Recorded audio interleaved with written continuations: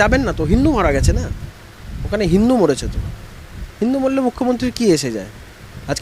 আজকে তুমি দেখো মোথাবাড়ির ঘটনা, এত বড় একটা ঘটনা ঘটলো, লোকেদের বাড়ি ঘরদোর ভেঙে দিল, করে দিল, সমস্ত অ্যারেস্ট হয়েছে হিন্দু লোকেদের অ্যারেস্ট করেছে, কোনো মুসলমান লোক অ্যারেস্ট হয়নি। যে কটা অ্যারেস্ট, সব কটা অ্যারেস্ট হিন্দু লোকের অ্যারেস্ট হয়েছে।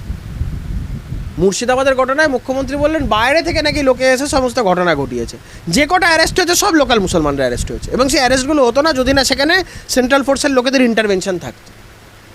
আরও লোক মারা যেত যদি সেন্ট্রাল ফোর্স সেখানে না নামতো। পুলিশের লোকেরা দেখেও না দেখার ভান করেছে। বহু এমন আক্রমণের আমরা খবর পেয়েছি, লোকের বাড়ি ভাঙছে, করেছে, পুলিশকে ফোন করছে, পুলিশ বলছে দেখবো করে কাটিয়ে দিয়েছে। এগুলো কার নির্দেশে? মমতা বন্দ্যোপাধ্যায়ের নির্দেশ। প্রশাসন যদি শক্তপোক্ত থাকতো, প্রশাসন যদি এটাকে প্রতিরোধ করতে পারতো, তাহলে এই জিনিসগুলো ঘটতো। চন্দন দাস, হরগোবিন্দ দাসের প্রাণটাও যেত না। আর বামেরা বড় বড় কথা বলে না, লড়াইটা ভাতের জন্য হোক, জাতের জন্য নয়। তো তাদের কথা অনুযায়ী হরগোবিন্দ দাস, চন্দন দাস তো বাম সমর্থক ছিল, তারা তো ভাতের কথাই বলতো, তারা তো ভাতের লড়াইয়েরই কথা বলতো, তাহলে তাদেরকে খুন হতো হলো কেন?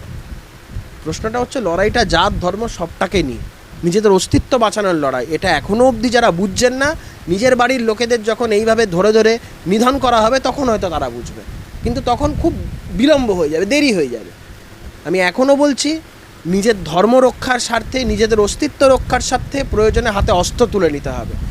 নিজেদের বাঁচানোর স্বার্থে, নিজেদের পরবর্তী প্রজন্মকে সিকিওর রাখার জন্য প্রয়োজনে হাতে অস্ত্র তুলে নিতে হবে, মোকাবেলা করতে হবে, রিটালিয়েট করতে হবে, ছাড়া যাবে না।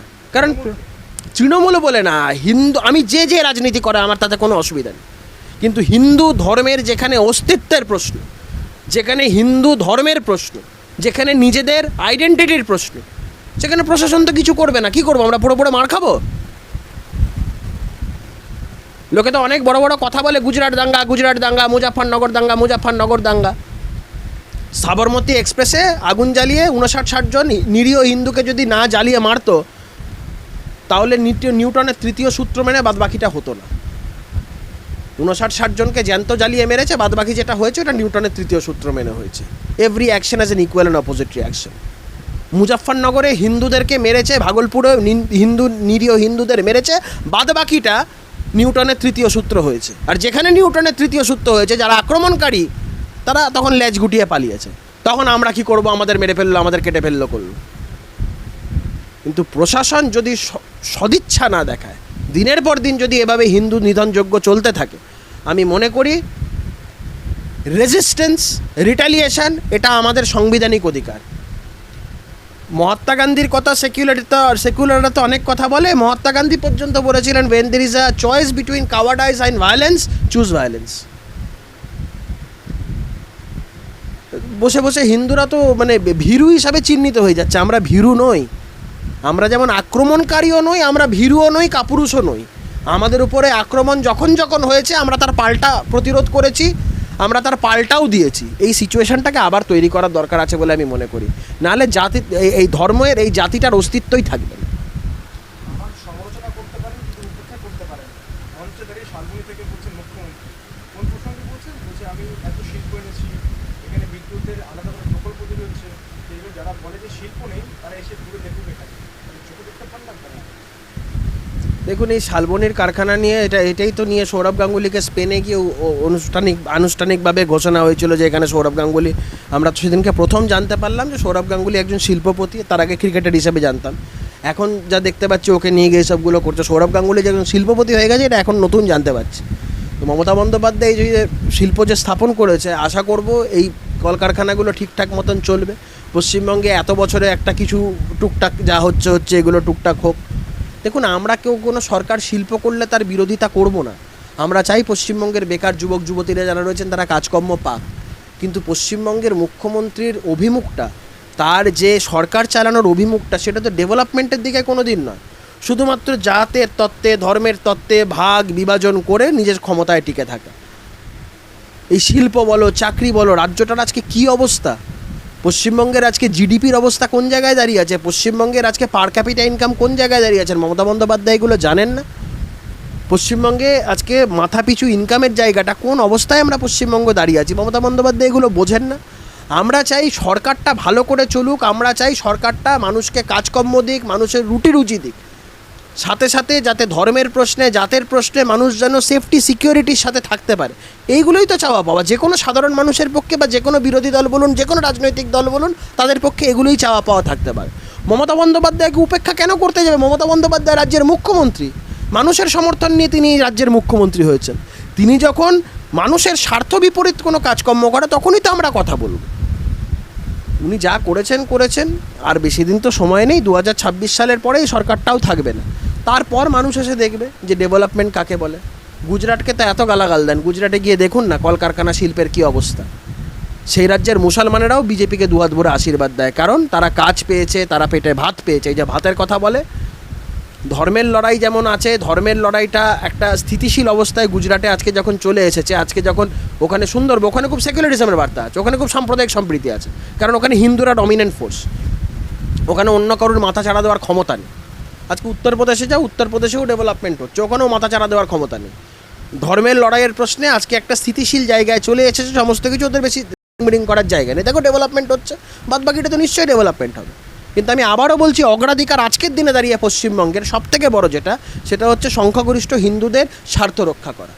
আর মমতা বন্দ্যোপাধ্যায় এখন এই সমস্ত ছেদো কথা বলে তো লাভ নেই। 15টা বছর ক্ষমতায় থেকে কোথায় একটা ঢপের একটা ওই শালবনির কারখানা হচ্ছে, তা কতদিন চলবে না চলবে তার কোনো ইয়ত্তা নেই, তার ঠিক নেই। হওয়ার তো কথা কতদিন আগে, ওই শুধু শিলান্যাস করে দিয়ে আমরা চাই ফল, রেজাল্ট। এই যে বিজিবিএস করে, এত শিল্পপতি আছে, হাজার শিল্পপতি আছে পশ্চিমবঙ্গে, সরকারের টাকা এসে খেয়ে দিয়ে সমস্ত কিছু করে ছবি টবি তুলে বাড়ি চলে গেল। কোথায় শিল্প? বলবে এত হাজার কোটি টাকার শিল্পের প্রস্তাব এসেছে, শুধু প্রস্তাব আসে, ফলপ্রসূ কিছু হয় না। আমরা চাই অ্যাকশান। মুখ্যমন্ত্রীর ডায়লগ, ঢপের ডায়লগ শুনতে বিন্দুমাত্র ইন্টারেস্টেড নই আমরা।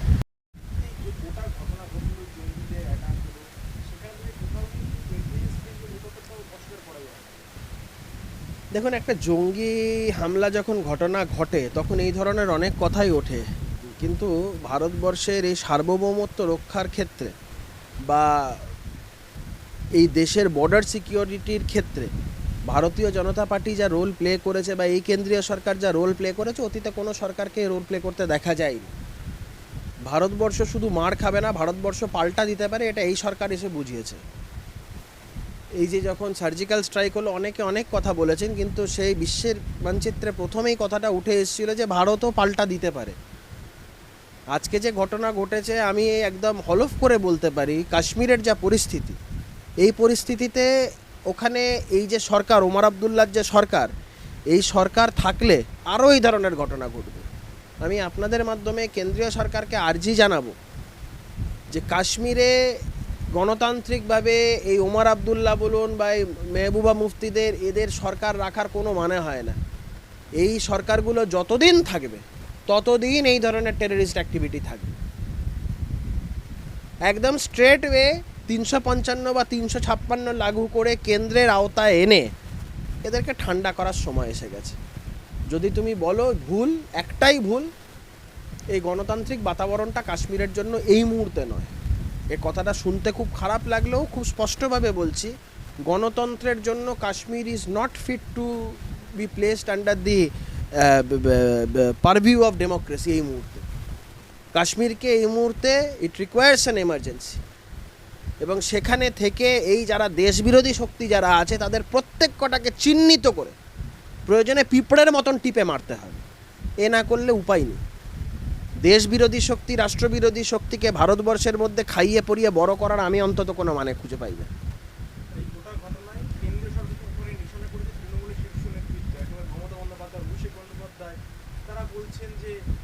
না, তা তো করবে, কারণ ওখানে যা ওমর আবদুল্লাহ এখানে তাই মমতা ব্যানার্জি, কোনো তফাৎ নেই। বা ওখানে যা মেহবুবা মুফতি এখানেও তাই মমতা ব্যানার্জি, কোনো তফাৎ নেই। এরা হিন্দুরা মরলে খুশি হয়, এরা হিন্দুরা মরলে, হিন্দুদেরকে কাটলে এরা খুশি হয়। এরা জিহাদিরা কেউ মরলে এদের তখন বুক ফেটে যায়। প্যালেস্তাইনে লোক মরছে, এখানে পতাকা নিয়ে মিছিল বার করে দিচ্ছে। ওয়াকাফ বিল নিয়ে কদিন আগে মেহবুবা মুফতি একটা টুইট করে মমতা বন্দ্যোপাধ্যায়কে ধন্যবাদ জানিয়েছে যে মুসলমানদের স্বার্থে মমতা ব্যানার্জি লড়ছে তাই জন্য, কিন্তু হিন্দুদের স্বার্থে লড়ছে এই কথাটা আজ অবধি কোনোদিন মমতা বন্দ্যোপাধ্যায়কেও দেখা যায়নি, মেহবুবা মুফতিকেও দেখা যায়নি, ওমর আবদুল্লাদেরও দেখা যায়নি। তাই এদের ডিএনএর মধ্যে খুব একটা তফাৎ নেই, এদের সবার ডিএনএ এক। এরা সবাই রাষ্ট্রবিরোধী, এরা সবাই দেশবিরোধী, এরা সবাই দেশকে টুকরে টুকরে করতে চায়। আর ভারতবর্ষের প্রধান বিরোধী দল কংগ্রেস, তাদের সাথে এখন এই যারা একটা সময় জেএনইউতে আওয়াজ তুলেছিল ভারত তেরে টুকরে হোঙ্গে ইনশাআল্লাহ ইনশাআল্লাহ, সে কানাইয়া কুমার এখন কংগ্রেসের নেতা। তাই এই কংগ্রেস বলুন, তৃণমূল বলুন, ওমর আবদুল্লাহ বলুন, মুফতি মোহাম্মদ এই মাহবুবা মুফতি বলুন, এদের সবার ডিএনএর খুব একটা তফাৎ নেই। এদের রাজনীতির কারণে দেশের বিরুদ্ধে যা যা করার এরা সব করবে। দেখুন রাহুল গান্ধীকে দেশের মাটির দেশের কথা বিদেশের মাটিতে গিয়ে দেশকে কখনো উল্টোপাল্টা কথা বলে, ওখানে গিয়ে আমেরিকাতে গিয়ে বলছে ভারতবর্ষে গণতন্ত্র নেই। নরসিমহা রাওয়ের সময় অপোজিশন লিডার হিসেবে অটল বিহারী বাজপেয়ী দেশের হয়ে কথা বলতে ইউনাইটেড নেশনসে গেছিলেন। তফাৎটা এই জায়গাটাতে, যে দেশ সবার আগে, এটা এদের বোধবুদ্ধি নেই, এদের সেই চিন্তাভাবনাটাও নেই। রাষ্ট্র আগে, তারপর সব কিছু। কিন্তু এদের কাছে রাজনীতিটা সবার আগে, এবং সেই রাজনীতি করার জন্য এই জেহাদি ভোট ব্যাঙ্কটা তাদের কাছে খুব প্রিয়। কারণ বিজেপির বিরুদ্ধে এটা তাদের একটা কনসলিডেটেড ভোট ব্যাঙ্ক, তাতে হিন্দুরা মরলো বাঁচলো এদের কিচ্ছু এসে যায় না। তাই ইটস হাই টাইম যে হিন্দুদের ঐক্যবদ্ধ হতে হবে, আর কিচ্ছু না। যে রাজনীতি করে করুন না কেন, হিন্দুত্বের প্রশ্নে, হিন্দু জাতির প্রশ্নে, হিন্দু ধর্মের প্রশ্নে সবাইকে ঐক্যবদ্ধ হতে হবে এবং বুঝতে হবে যে কারা হিন্দুদের পক্ষে কথা বলছে। একটা রাজনৈতিক দল দেখান ভারতীয় জনতা পার্টি ছাড়া যারা হিন্দুদের পক্ষে কথা বলছে। হরগোবিন্দ দাস, চন্দন দাস মারা গেল, হরগোবিন্দ দাসের নামটা পর্যন্ত উচ্চারণ করতে পারছেন না, উল্টোপাল্টা নাম বলছে মোহাম্মদ সেলিম। ব্রিগেডে প্যালেস্তাইনের পতাকা দেখা যায়, কিন্তু হরগোবিন্দ দাসের একটা ছবি কোথাও স্থান পেল না। তাই বলছি এদেরকে চিহ্নিত করা উচিত। এই বামেদের বলুন, তৃণমূলের লোকেদের বলুন, কংগ্রেসের লোকেদের বলুন, ওদিকে ওমর আবদুল্লাহ ন্যাশনাল কনফারেন্স, তারপরে এইসব মেহবুবা মুফতির পার্টি, এই সমস্ত লোকগুলোকে চিহ্নিত করা উচিত। এরা কোনোভাবে রাষ্ট্রের হিতে কাজ করে না। গাজায় যুদ্ধ হলে অ্যাটাক করলে তখন কলকাতার ধর্মতলার বুকে বিশাল মিছিল হয়। একদম। আজকে যখন এই কাশ্মীরে যে ঘটনা দেখ কাউকে দেখতে পাচ্ছ? কোনো সেকুলার নেই। তুমি আজকের দিনে দাঁড়িয়ে তুমি প্যালেস্তাইন নিয়ে যেভাবে বামেদের, তৃণমূলীদের, কংগ্রেসীদের, এদের যেভাবে বুক ফেটেছে, এদের যেভাবে কষ্ট হয়েছে দেখতে পেয়েছো, তুমি কাশ্মীরের ঘটনায় বলো বা এই ধুলিয়ানে যেভাবে হিন্দু নিধন যজ্ঞ চললো, এটা নিয়ে কাউকে কিছু বলতে দেখছো? কিচ্ছু, কারুর কোনো বক্তব্য নেই। ওই দুটো পোস্ট করে ছেড়ে দিচ্ছে। এই নিয়ে যে তাদের প্রতিবাদ, তাদের ক্ষোভ, কোনো কিচ্ছু নেই। বিজেপিকে আক্রমণ করাটাই এদের এখন প্রধান লক্ষ্য। ভারতের প্রশ্নে, দেশের প্রশ্নে এদের কারোরই সৎসাহসটা নেই বলার যে মারা হয়েছে ধর্মীয় আইডেন্টিটি থেকে হিন্দুদের, এই কথাটা একটা কেউ বলছে না। হিন্দুরা যে মারা গেছে, হিন্দুদেরকে খুন করার প্রতিবাদ আমরা জানাচ্ছি, একটা সকল সেকুলার দল একটা বলছে? এটাই এদের কাছে সেকুলারিজম। হিন্দু মরলে ওদের কিছু এসে যায় না, কিন্তু মুসলমান কেউ মরলে ব্যাস ওদের একদম এমন করবে যেন পরিবারের কেউ চলে গেল।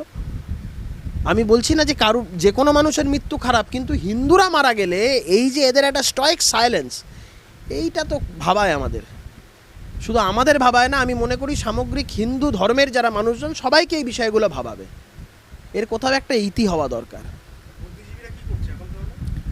বুদ্ধিজীবীদের কাজ হচ্ছে ওই ধর্মতলায় দাঁড়িয়ে বিকাশ ভট্টাচার্য, সুবোধ সরকারের সাথে দাঁড়িয়ে গরুর মাংস খাওয়া, ওইটা ওদের কাছে সেকুলারিজম। বুদ্ধিজীবীদের কাজ হচ্ছে প্যালেস্তাইনে ওখানে আক্রমণ হলে ওইখানে প্যালেস্তাইনের পতাকা নিয়ে হাঁটা। বাড়ির সামনে মুর্শিদাবাদ জেলায় ধুলিয়ানে হিন্দুরা মরছে, তখন বুদ্ধিজীবীরা ওটা চোখে দেখতে পায় না। পাকিস্তানে ধর্মীয় আইডেন্টিটি নিয়ে বেছে বেছে হিন্দুদের খুন করা হচ্ছে, ওসব বুদ্ধিজীবীরা দেখতে পায় না। এদিকে একটা কোথাও দেখো, কোথাও একজন মুসলিম কেউ মারা গেলে দেখো, ওদের এমন করবে যেন একদম দেশটাই শেষ হয়ে গেল, সব দেশ থেকে মুসলমানদের তাড়িয়ে দেওয়া হচ্ছে, সব মুসলমানদের বেছে বেছে মারা হচ্ছে। এই জবাবগুলো ইতিহাস চাইবে, ইতিহাসের পাতায় সমস্ত ঘটনা লেখা থাকবে, পরবর্তী প্রজন্ম এদের থেকে জবাব চাইবে, তখন এরা জবাব দিতে পারবে না।